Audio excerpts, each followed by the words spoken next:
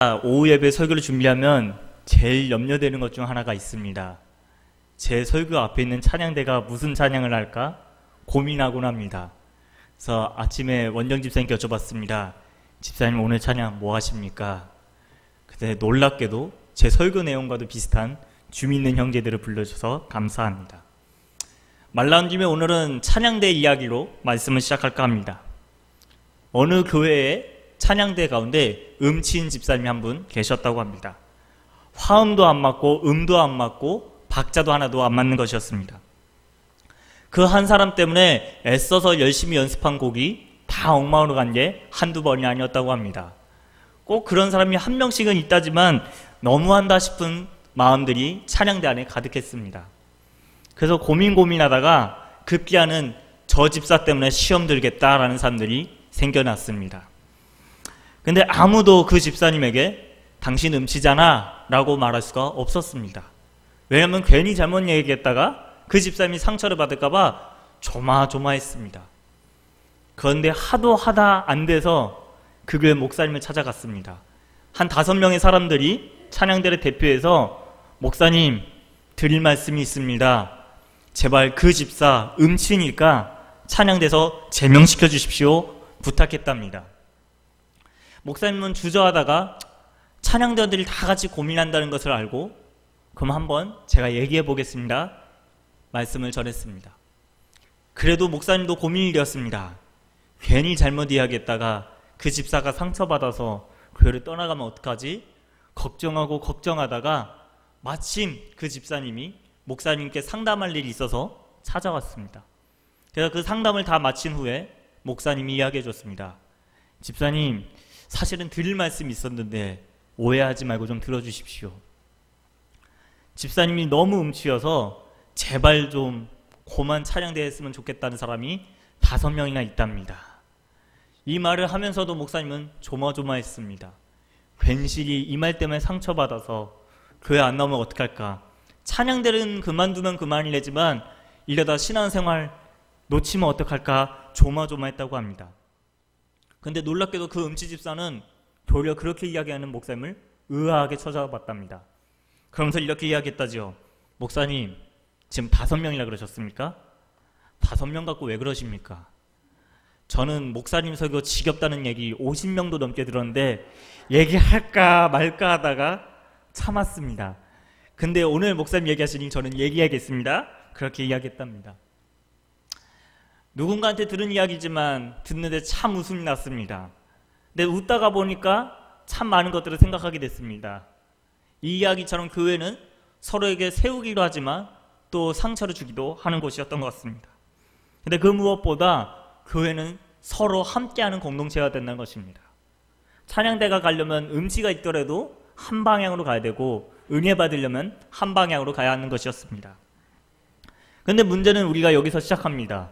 그렇다면 오늘 우리가 갈라디아서를 읽었는데 여러분들 잘 아시겠지만 갈라디아서는 갈라디아 교회 교인들을 향하여 바울이 쓴 편지입니다.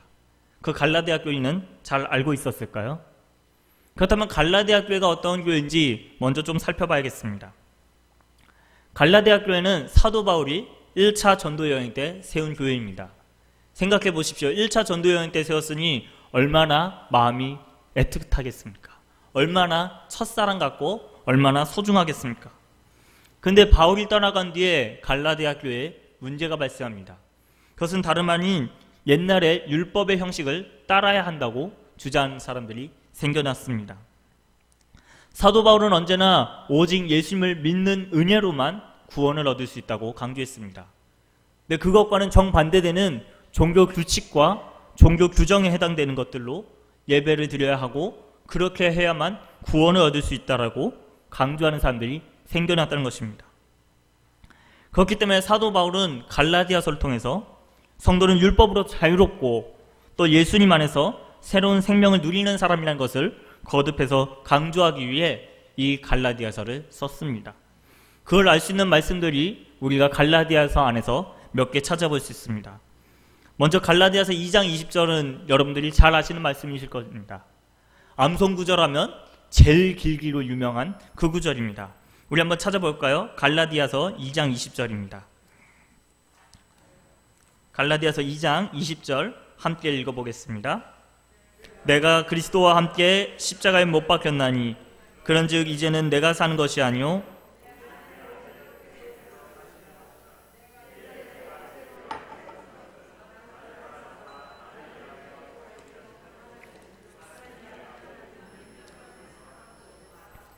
네, 그렇습니다. 이 말씀처럼 예수님 안에서 성도는 새로운 생명을 누리는 사람이라고 명백하게 사도 바울은 강조하고 있습니다.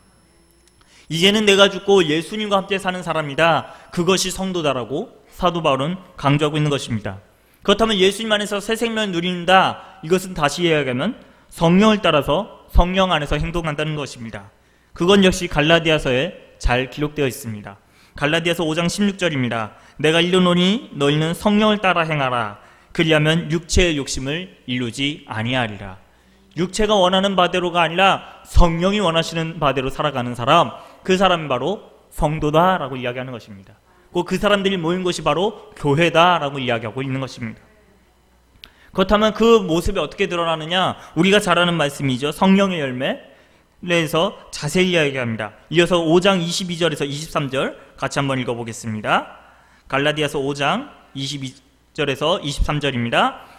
오직 성령의 열매는 사랑과 희락과 화평과 오래 참음과 자비와 양성과 충성과 온유와 절제니 이 같은 것을 금지할 법이 없느니라.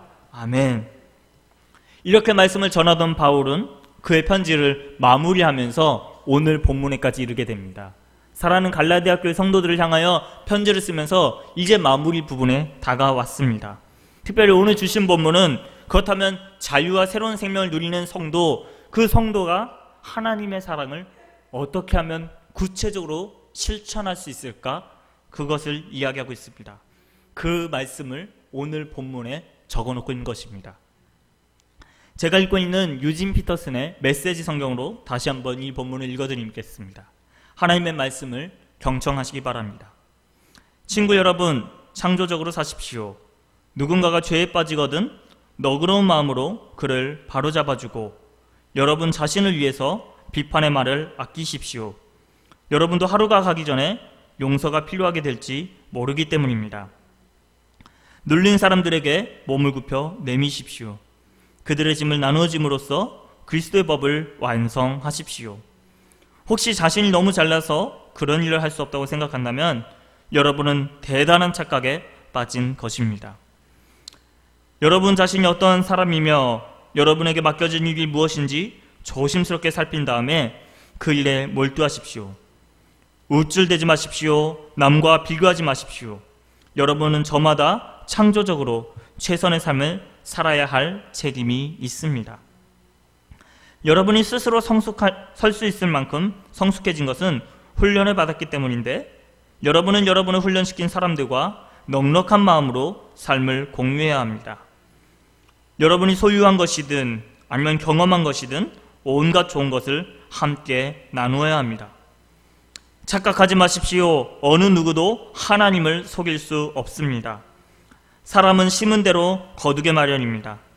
다른 사람의 사정을 아랑곳하지 않고 하나님을 무시하고 이기심을 심는 사람은 잡초를 거둘 것입니다. 그런 사람은 자기만을 위해 살면서 온통 잡초를 키워낼 것입니다. 그러나 하나님께 대한 응답으로 심고 그것을 키우는 일을 하나님의 영에게 맡기는 사람은 참된 삶, 곧 영생이라는 알곡을 거둘 것입니다. 그러니 선을 행하되 지치지 마십시오. 포기하거나 중단하지 않으면 때가 되어 좋은 알곡을 거두게 될 것입니다. 그러므로 이제 기회 있을 때마다 모든 사람의 유익을 위해 힘쓰십시오.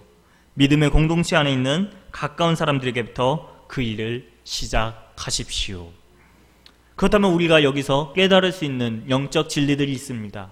하나님이 주시는 말씀이 있습니다. 크게 세 가지로 나눠서 오늘 함께 은혜를 나누려고 합니다.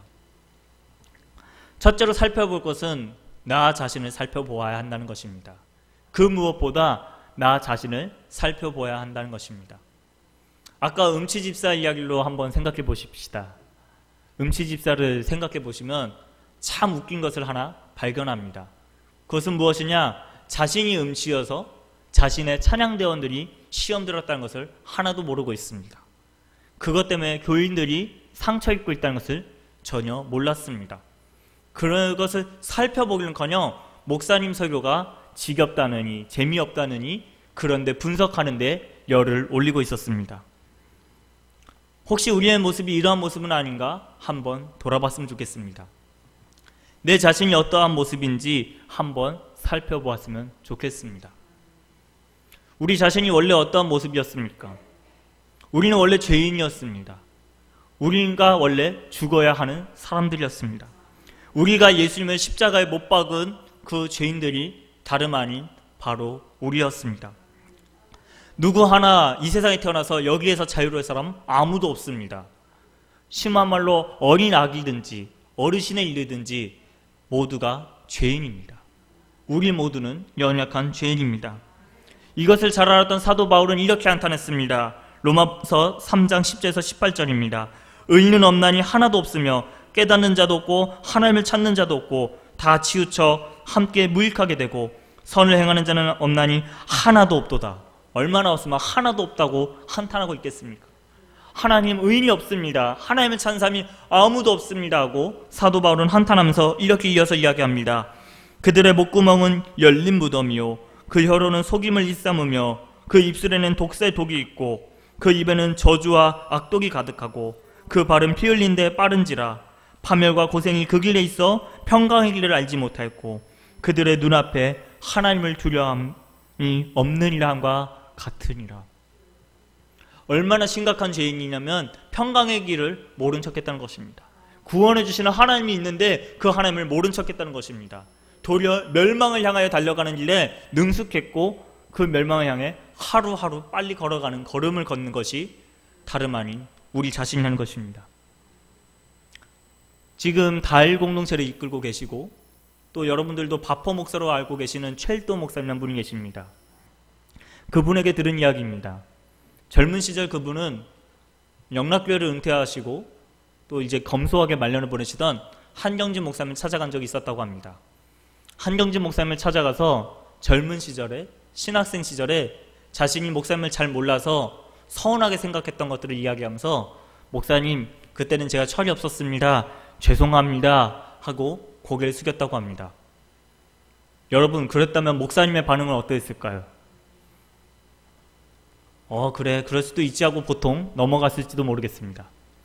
그런데 최일도 목사님은 그 자신의 할아버지 뻘 되는 한경진 목사님께 생각지도 못한 한마디를 들었다고 합니다. 한경진 목사님이 이북에서 오셨기 때문에 이북말로 이렇게 얘기하셨답니다. 아닙니다 최 목사. 이 말을 들은 최일도 목사님은 놀랐답니다. 아니 나에게 할아버지 뻘 되는 분이 내가 지금 잘못했다고 용서를 구하는데 괜찮다고 그것도 괜찮아 그럴 수도 있는데 아닙니다 하면서 존경을 담아 경어를 표현하는 것에 매우 놀라셨다고 합니다. 그러면서 일평생 잊을 수 없는 성김에 대한 가르침을 하나 가르쳐 주셨다고 합니다. 그것은 가르침은 바로 이러했습니다.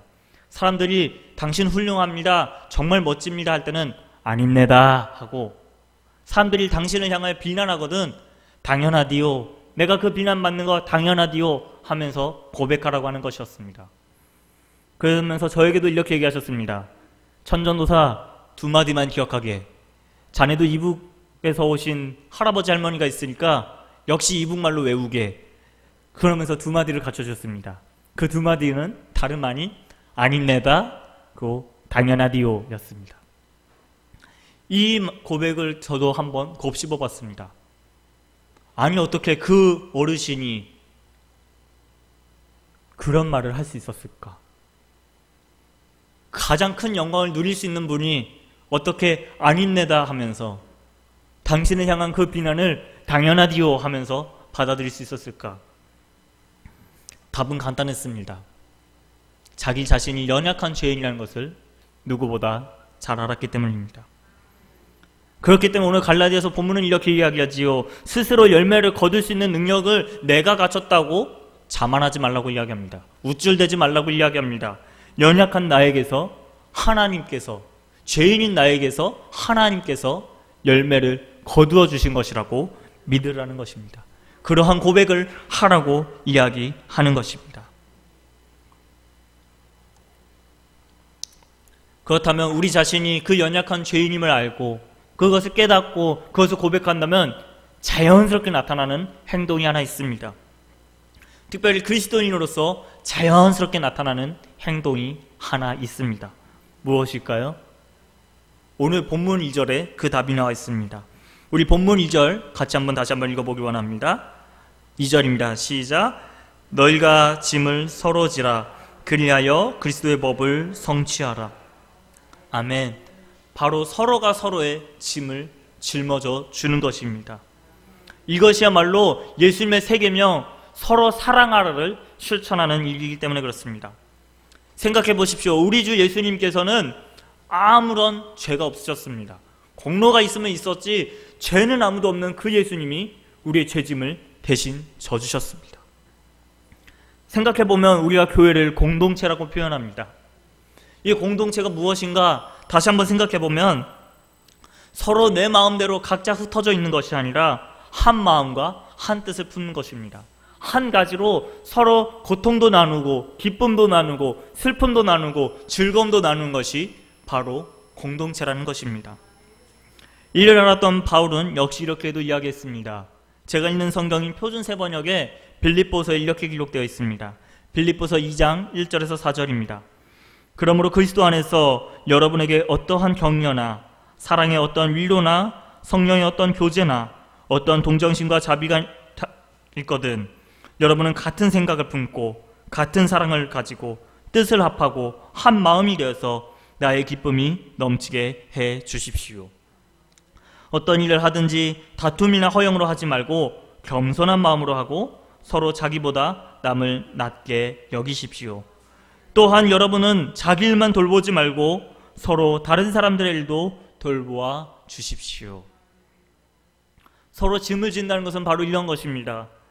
서로 같은 생각과 같은 마음과 같은 뜻을 품고 다투거나 허영으로 하는 것이 아니라 오직 겸손하게 남을 나보다 낮게 여기면서 다른 사람의 일도 돌보아 주는 것입니다.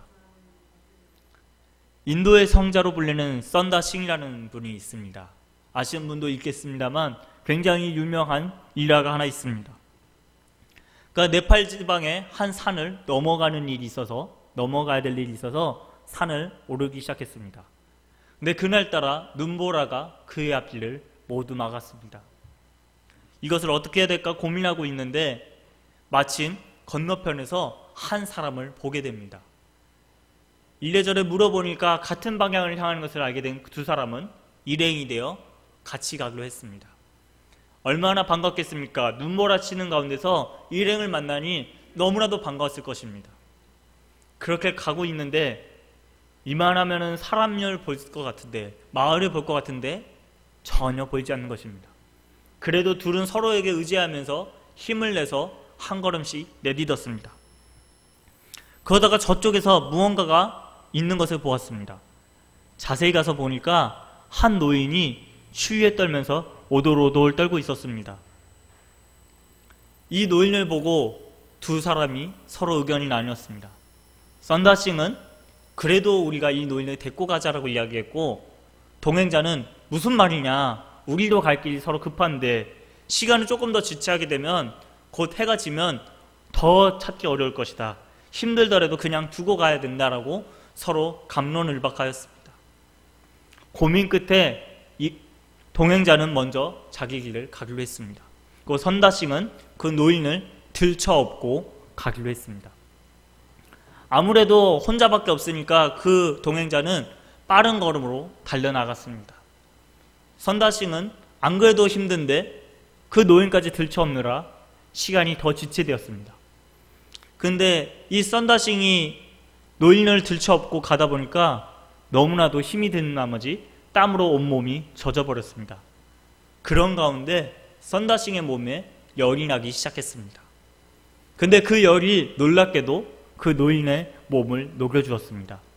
그러다 보니 그 노인도 열이 나기 시작했습니다. 그래서 선다싱과 그 노인은 서로의 체온을 의지하면서 결국 한 마을에 도착하게 됩니다.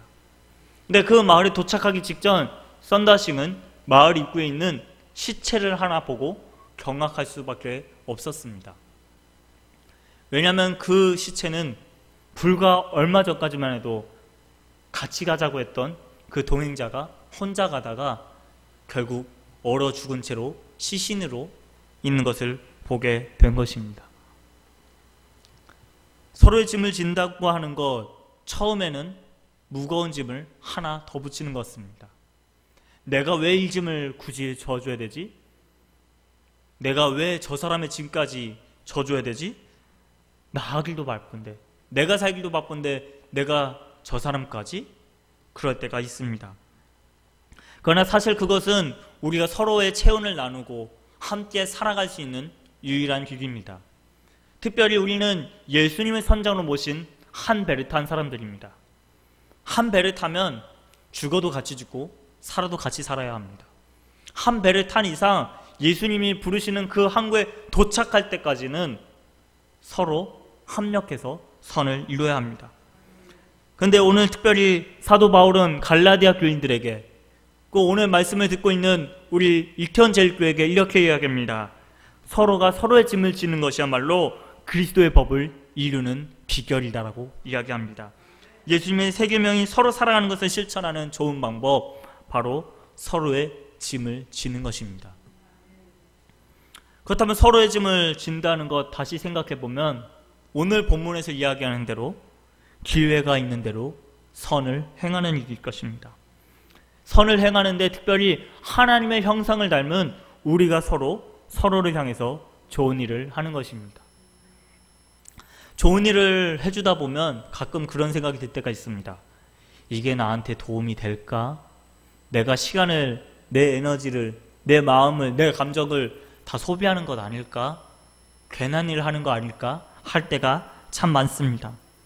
그런데 이 모든 일들은 하나의 씨를 뿌리는 일과 같습니다. 큰 나무가 될 줄로 믿고 한 알의 씨를 심는 것과 같습니다.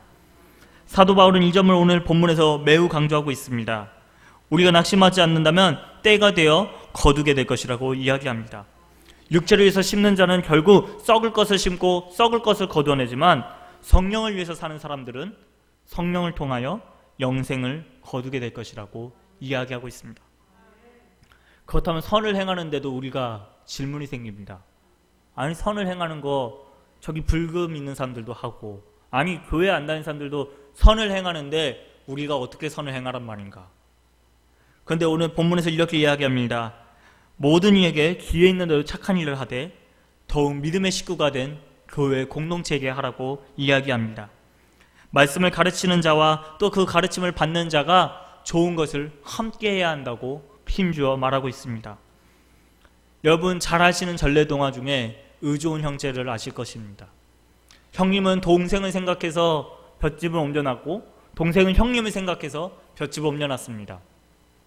서로가 서로를 걱정해주고 서로를 생각해서 한 행동인데 나중에 들춰보니 그것이 서로를 살리는 놀라운 기적을 낳았습니다. 그 가족의 축제를 나타냈습니다. 특별히 오늘 우리가 주님의 살과 피를 기념하는 성찬 예식에 참여하였습니다. 이 성찬은 우리가 주님의 살과 피를 나눈 한 가족임을 다시 한번 기억하게 됩니다. 그런데 여러분, 만약에 주님의 살과 피를 나눴던 우리끼리 서로 싸우게 된다면 어떻게 되겠습니까? 우리가 서로에게 사랑을 베푸지 못한다면 우리가 말하는 사랑은 어떻게 되겠습니까?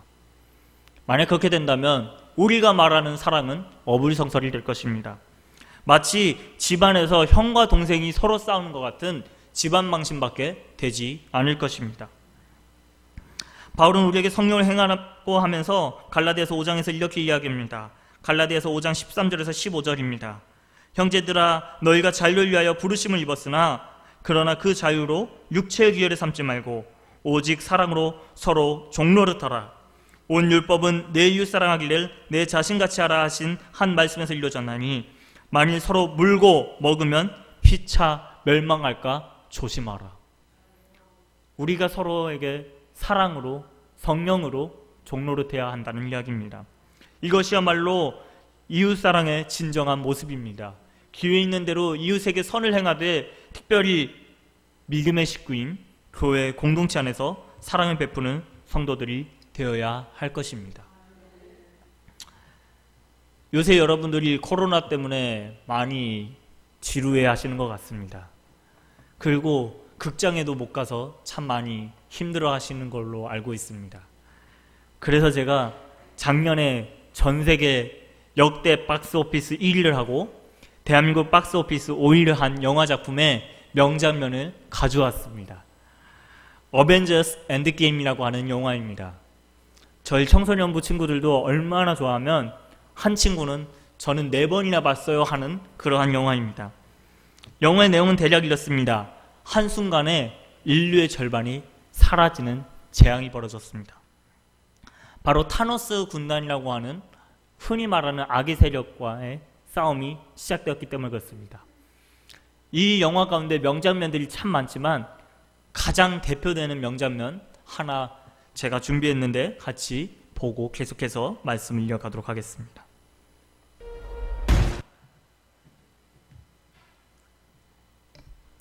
네, 잘 보셨나요?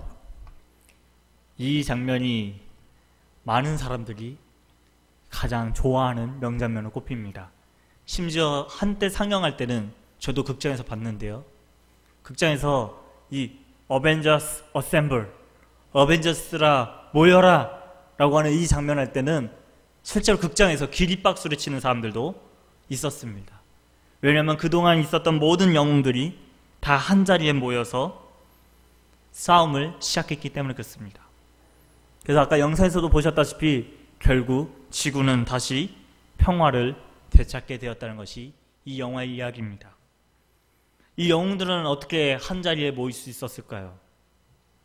사실 영웅들이라고는 하지만 각자에게 핸디캡이 있었습니다. 그러나 그 핸디캡을 서로가 보완해주고 보충해주고 서로의 짐을 함께 지면서 공동의 목표인 선을 이루기 위해서 노력했기 때문에 그렇습니다. 그 하나된 영웅들 덕분에 이 전투는 결국 승리로 끝나게 됩니다. 말씀을 마무리하려고 합니다. 말씀을 마무리하면서 제가 좋아하는 사진들을 몇 장 좀 가져왔습니다. 한번 보시기 바랍니다. 어서 많이 본 분이지 않습니까? 네, 또 있습니다. 다음 사진도 보여주세요. 예, 어서 많이 본 사람들이 계속 나오고 있습니다. 다음 사진입니다. 마지막 사진 보여주세요. 네, 여기까지입니다. 이 사진 주인공들 누군지 아십니까? 바로 우리입니다. 오늘 설교 제목이 함께하는 우리 교회입니다. 근데 우리 한국말에는 다른 나라 말에는 없는 특별한 말이 있습니다. 바로 우리라고 하는 단어입니다. 그래서 주보에 제가 우리라는 칸에 따옴표를 해놨습니다. 이 우리가 들어가는 말 중에 또 제가 좋아하는 말들 몇 가지만 말씀드려 보겠습니다. 우리 집, 우리 어머니, 우리 아버지, 우리 가족, 우리 나라, 우리 교회, 우리 목사님. 외국에서는 그렇게 표현하지 않는다고 합니다. 목사님이면 목사님이지, 가족이면 가족이지, 교회면 교회지. 우리 교회라고? 우리나라라고? 우리 가족이라고? 우리 목사님이라고? 거참 희한한 표현 다 있네. 그렇게 이야기한다고 합니다. 이 우리라는 것은 나의 것이면서 더불어 우리 모두의 것이라는 것을 의미하고 있습니다. 하나님께서 우리를 다름 아닌 우리로 부르셨습니다. 한 사람 한 사람도 부르셨지만 우리라고 하는 공동체로 부르셨습니다. 그렇다면 우리는 정말 우리가 우리 교회인지 돌아봤으면 좋겠습니다. 제가 많고 많은 사진들 중에 이 사진을 골라온 이유들이 있습니다. 제가 갖고 있는 사진들 중에 가장 서로를 향해서 환하게 웃고 있는 모습이 담겨있는 사진들이었기 때문에 그렇습니다. 정말 우리가 이 부르심에 합당하게 우리 자신이 연약한 죄인됨을 깨닫고 또 내가 죄인이기 때문에 서로의 짐을 함께 짊어지고 또 기회가 있는 대로 서로가 서로에게 선한 일을 베푸는 그러한 교회 공동체인지 생각해 봤으면 좋겠습니다. 놀라운 건요, 하나님께서 그렇게 우리가 살 때 복을 주시겠다고 약속하셨습니다. 그 복의 말씀을 우리가 함께 읽어봤으면 좋겠습니다. 다음 슬라이드에 우리 같이 한번 큰 목소리로 함께 읽겠습니다. 시작. 얼마나 멋진가, 얼마나 아름다운가, 형제 자매들이 어울려 지내는 모습. 아론의 머리에 부은 값진 기름이 머리와 수염을 타고 그의 수염을 타고 그의 제사장 예복깃을 타고 흘러내리는 모습 같구나. 헤르몬 산의 이슬이 시온의 비탈길에 따라 흘러내리는 모습 같구나. 그렇다. 그곳이 하나님께서 복을 내리시고 영생을 베푸시는 현장이다. 아멘. 하나님께서 복을 내리시고 영생을 베푸시는 현장, 그곳이 다름 아닌 함께하는 우리 교회 이태원제일교회가 되기를 소망합니다. 우리 자신 스스로를 살피고 또 서로의 짐을 함께 지며 서로에게 선을 행하는 귀하고 복되며 아름답고 거룩한 교회로 우리 교회가 되기를 소망합니다. 함께 기도하겠습니다. 하나님 아버지, 우리를 이태원제일교회라는 거룩한 하나님의 공동체로 불러주셔서 감사드립니다. 우리가 때로는 서로를 미워하기도 하고 질투하기도 했고 또 시기도 하고 음해하기도 하였습니다. 그러나 사랑과 자비를 베푸시는 주님을 힘입어 이 자리에 섭니다. 이제는 오늘 주신 말씀과 같이 우리가 우리 스스로를 겸비하게 돌아갈 수 있도록 도와주시고 서로의 짐을 지며 또 서로에게 선을 행할 수 있도록 사랑과 자비의 주님께서 힘을 더하여 주시옵소서. 때로는 낙심될지라도 포기하지 않고 선을 행하면서 말씀을 가르치는 자와 받는 자가 좋은 것을 함께 누리는 아름다운 교회가 되게 인도하여 주시옵소서. 그리하여 하나님이 복을 내리시고 영생을 베푸는 현장으로 우리 교회가 쓰임받을 수 있도록 인도해 주시옵소서. 우리 교회의 머리가 되시는 예수 그리스도 이름으로 간절히 기도합니다. 아멘.